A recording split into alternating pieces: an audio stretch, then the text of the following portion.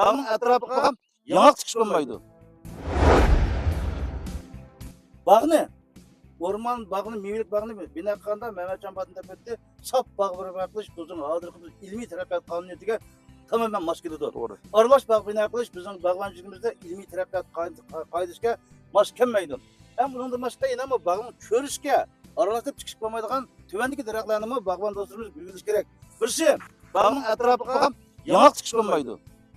İkinci birisi üzümü çıkış olmaydı. Üçüncü birisi qarag'ay çıkış olmaydı. Dördüncüsü arı çıkış olmaydı. Beşincisi qarag'ay çıkış olmaydı. Altıncısı kıtal çıkış olmaydı. Muşun meylik daraxtlarning muşa alma, neşpet, ürikkirat qatorliq daraxtlarninki arışıq emas, atrofiga mush daraxtlarni tikishdan saqlanamiz biz. Chunki mush daraxtlardan mevaning sifatiga ta'sir etadigan muayyan miqdordagi gaz yoki suyuqlik ajrab chiqib, mush mevalarimizning endi sifatli bo'lishiga muayyan miqdorda ta'sir ko'rsatadi.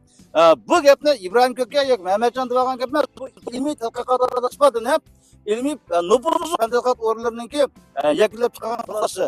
Shunga keng bog'bon do'stlarimiz bog' bino qilgan vaqtda atrofiga ihot o'rmonlarini mustahkam qilish asosida men yuqorida deb o'tgan daraxtlarni bog'ning arishig'i emas, bog'ning cho'rishkimi tikishdan ehtiyot qilish kerak.